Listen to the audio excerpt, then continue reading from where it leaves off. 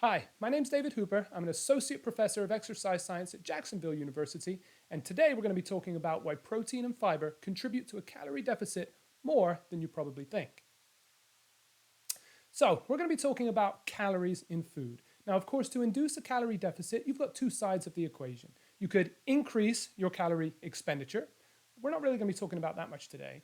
Or you could reduce your calorie intake. Of course, you need to know both numbers to make sure that you have a calorie deficit, but today we're going to be focusing on the intake side of it. And believe it or not, estimating calorie intake is actually an awful lot more difficult than you probably think it is. Now, you might say, well, I can be really diligent with MyFitnessPal. I can weigh and I can measure all of the foods that I eat, and at the end of the day, MyFitnessPal is going to give me a calorie number that I took in for that day. And that's true. But those nutrition labels aren't as accurate as you probably think they are.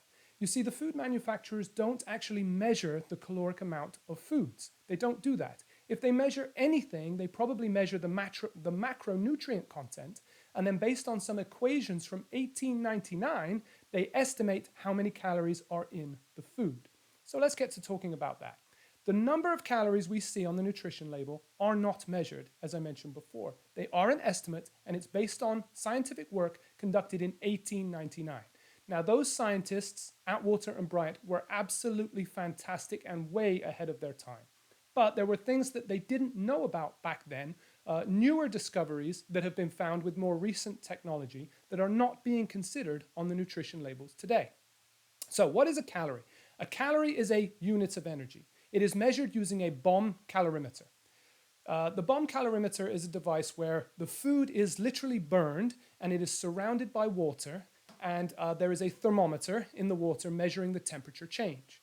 1 calorie, very specifically, is the amount of energy required to raise 1 gram of water by 1 degree Celsius.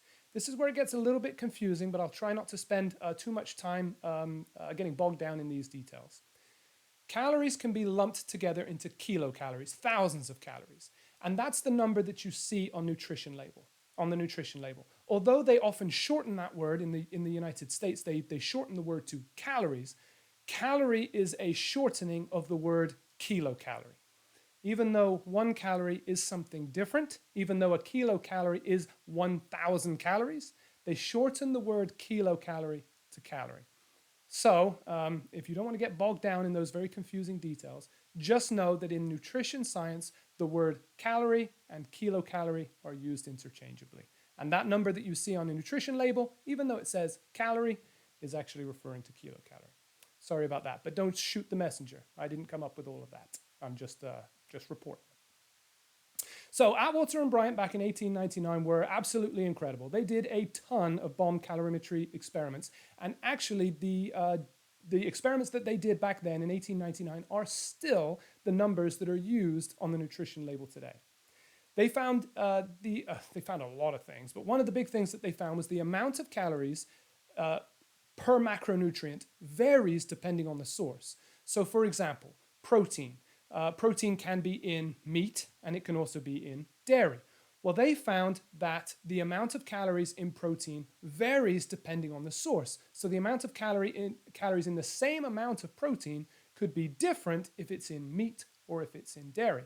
And you may know that the nutrition label does not consider that difference to this day. So, moving on.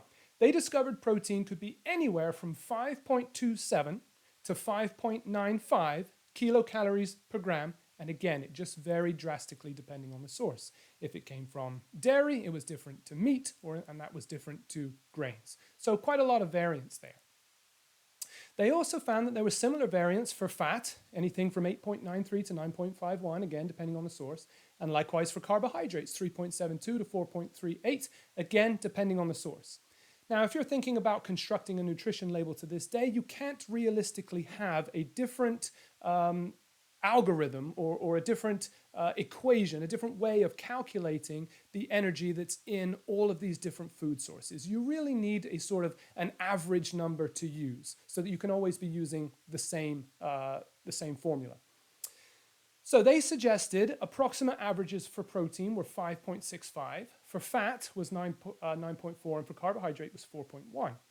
Now, if you know a little bit about your kilocalories per gram, you probably know that the nutrition label uses 4, 9, and 4, not 5.65, 9.4, and 4.1, respectively. So the big question here now is, why? Why aren't the nutrition labels using these estimates from Atwater and Bryant? Why are they using different numbers? Well, the reason they use different numbers are again, thanks to Atwater and Bryant. Another one of the crucial things that they found back in this research in the late 1800s was that some of the energy that you get in food, your body does not get access to. It is immediately lost through processes associated with digestion, absorption, and excretion. So even though, say, you eat 5.65 calories in protein per gram, your body actually only gets access to about 4 of those. About 1.65 kilocalories is immediately lost. Your body never got access to those calories. So they suggested, in addition to suggesting an average amount, they suggested an average adjusted amount, an adjusted amount that takes into account these immediate energy losses. They suggested back then 4, 8.9, and 4 for protein, fat, and carbohydrate, respectively. And notice, we'll come back to this in a little bit, at the bottom of this is a screen grab from the actual paper from 1899. To paraphrase them, at the bottom of that figure, they say something to the effect of, these numbers aren't final and they may change as more data come about. And more data has come about. So just to sum up these initial results from Atwater and Bryant, they noted that the gross energy intake from each macronutrient was approximately 5.65, 4.1, and 9.4 for each macronutrient. But some of that energy is lost, and different amounts of energy are lost depending on the macronutrient. You'll notice that considerably more energy is lost from protein than is lost from carbohydrate or fat.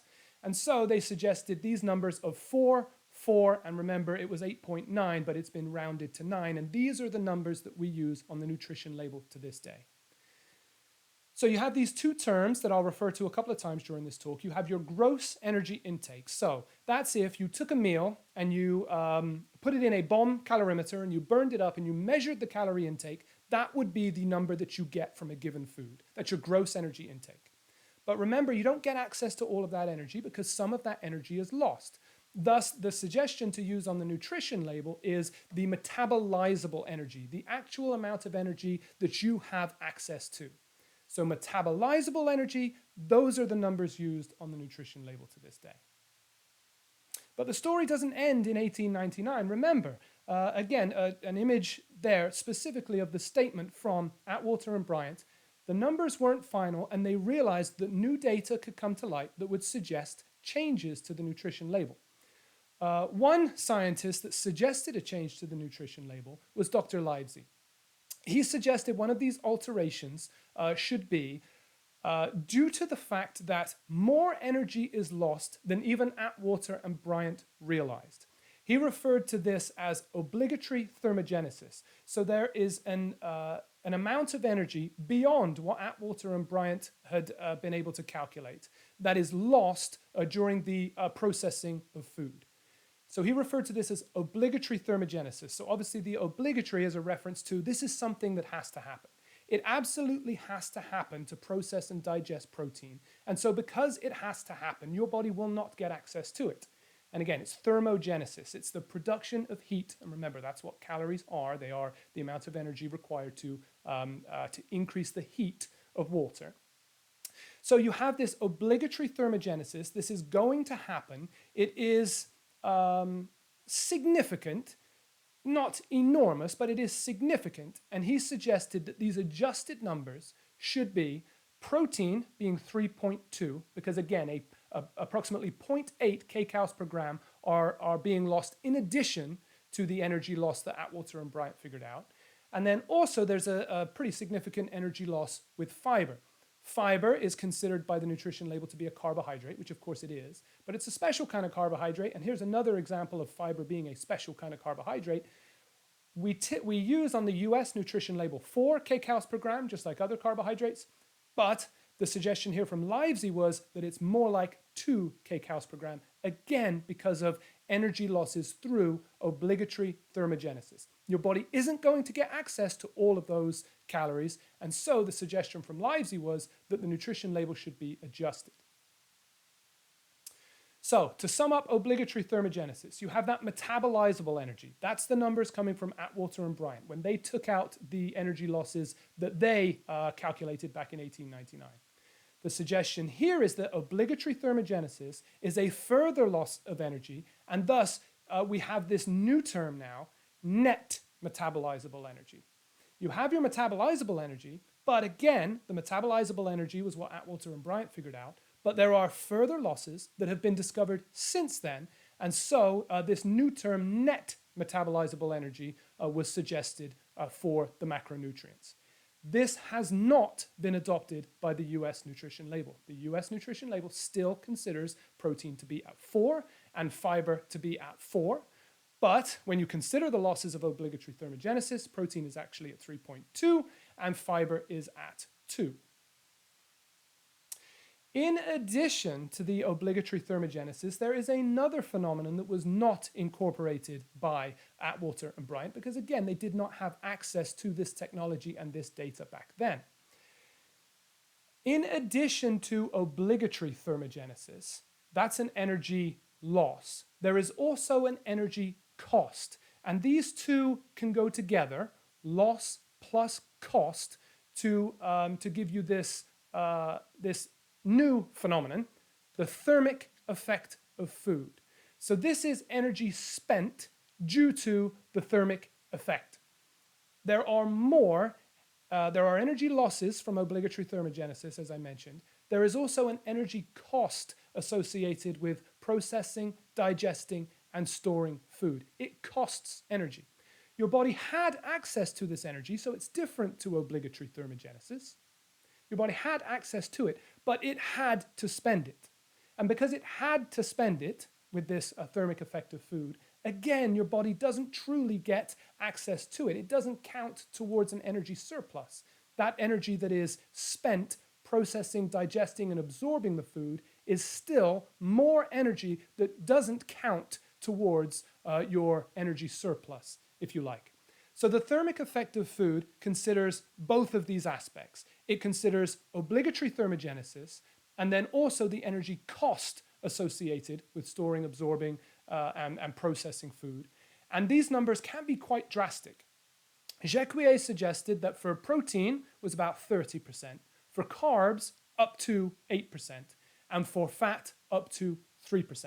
And so now when you consider these losses and cost, and again, this is not considered by the US nutrition label, now you have this another new term, net energy. So what is the amount of energy that actually would contribute to an energy surplus in your body?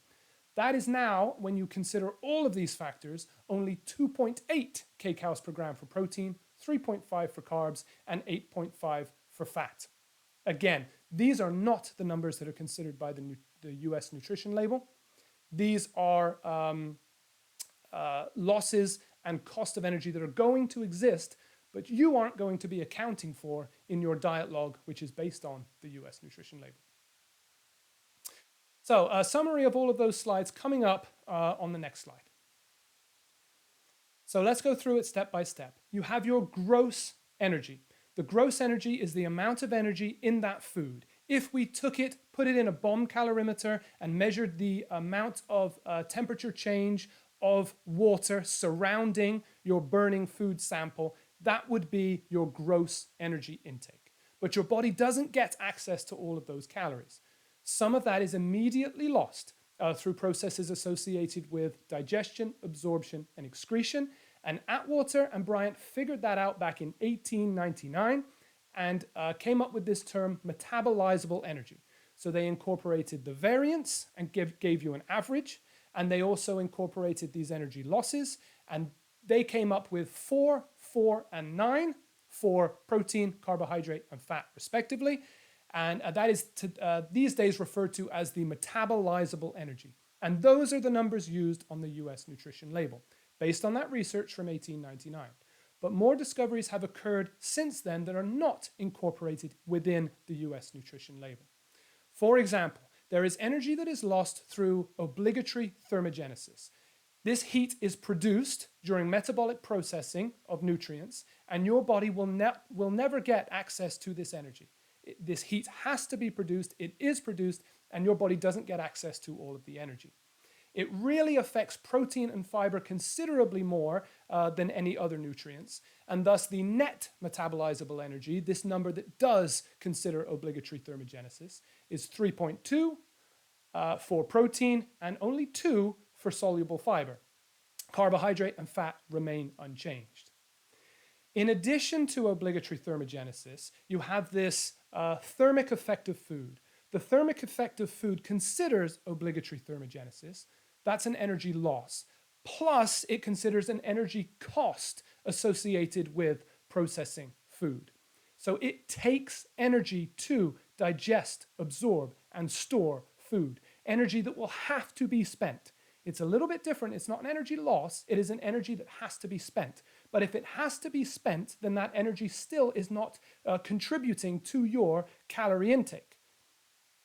So the adjusted number of that considers the thermic effect of food and obligatory thermogenesis is this net energy. And it is substantially lower than the 4 kcals per gram of protein at 2.8.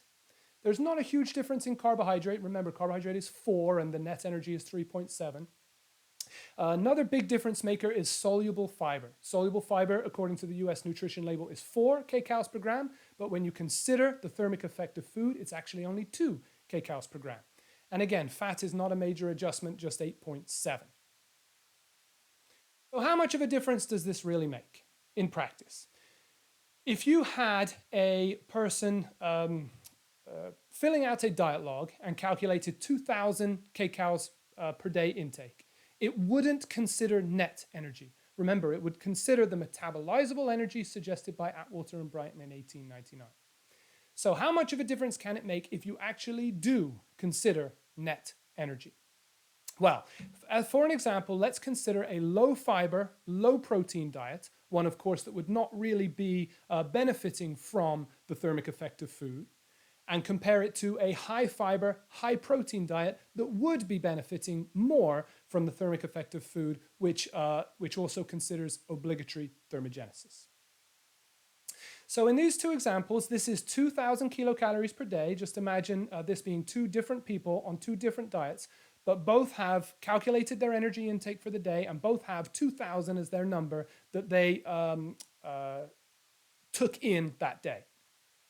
In one example, we have the low protein, low fiber. Now, I'm not using ridiculous numbers here to really exaggerate my point. I'm using numbers that, as far as the percent calorie intake is concerned, fall within the acceptable macronutrient distribution range suggested by the dietary guidelines for Americans. So they give a range that they suggest for protein, for carbohydrate, for fat. I've just used the absolute bottom of that range for protein as an example. And I've also considered this to be a low fiber diet. Now, I've done the math for you and calculated the adjustment that would be made for net energy based on the data that I've showed you previously. And a low protein, low fiber diet, although they would have counted 2,000 calories to themselves for the day, when we take out the energy losses and cost that are going to occur, these aren't speculative energy losses and costs, these do occur, the net energy intake would be 1812 kcals per day. If we compare that to a high protein, high fiber diet, and the reason I chose that, of course, was because high protein, protein is the particularly changed based on the obligatory thermogenesis, right? There's a very large adjustment for protein, much larger than the other macronutrients. And then also for fiber, as far as obligatory thermogenesis is concerned. These benefit much more from those processes. So although, again, this person charged themselves 2,000 kcals per day, this person, their net energy intake was only 1693. So that is over 100 kcals less per day. Again, it's 2,000 kilocalories even. Both people consume 2,000 kilocalories per day. But based on the change, the person having the high protein, high fiber diet, their net energy was actually considerably lower and would contribute more to fat loss, even at an isocaloric diet. So the individual's calorie balance is actually 119 kcals less than the number that they calculated in their food log in the high protein, high fiber example. So there's a lot of benefits to high protein and high fiber. So protein is great for lean mass preservation. When you are losing fat, it is extremely likely that you are also going to lose muscle, and you can attenuate those muscle losses by increasing your protein intake. So high protein will benefit you in terms of your lean mass preservation. High fiber will also benefit you by literally moving things through your body more quickly. So those wastes that build up in your system, fiber helps to remove them. They're not in your body for as long. And there's a suggestion that that would be good as far as your digestive health is considered. So in addition to high protein, high fiber being good for lean mass preservation, good for your digestive health, it also contributes more to a negative energy balance because of the effects of obligatory thermogenesis and the thermic effect of food. Now, do you consider 119 kcals per day to be a lot or not? Well, this is now totally subjective. This is up to interpretation. The numbers that I gave you were based on a 2,000 kilocalorie diet because that is the typical number that the nutrition label considers. All of the recommended dietary allowances, for example, are always based on a 2,000 kilocalorie diet. So that's just the number that everybody seems to use. I'm a much larger person than the average person. I'm 6'3" and about 220 pounds, and I cut weight at 3,000 kilocalories per day. So if my diet is typically a cutting diet at 3,000 kilocalories per day as opposed to 2,000, then it would make sense for me to increase this number by 50%. And so if this number applies to me, a higher protein, high fiber diet, then it would be more like 180 kcals per day for me as a larger person. And in my personal opinion, 180 kcals per day, that's significant. If at the end of the day, when I'm struggling and I'm counting up my calories because I'm cutting and I'm trying to be strict with myself to ensure that I lose fat, if I have 200 kilocalories more for that day than I think I have, I mean, for me, that's significant. Is it a mountain? No, it's not a mountain. But it's not a molehill either. It is significant. In my opinion, it's physiologically and realistically real-world significant. So, to conclude, there's really no way of knowing exactly how many calories of energy you are consuming. Remember, the nutrition label considers an average and an estimated amount of energy loss from those experiments back in 1899. So, as diligent as you can be measuring and weighing your food, those food labels are still using an estimate based on research in 1899, and those aren't exact numbers. They are an estimate. So you will never truly know exactly how many calories that you're consuming. Not to mention this whole net energy phenomenon that I've described today, that would be even harder to know. So you really don't know either your metabolizable energy intake or your net energy intake. You can only estimate them. My suggestion is just know that a diet that is high in protein and high in fiber is contributing more to fat loss than a calorically equivalent diet that is low in protein and fiber. That does it for the talk for today. Thanks very much for listening.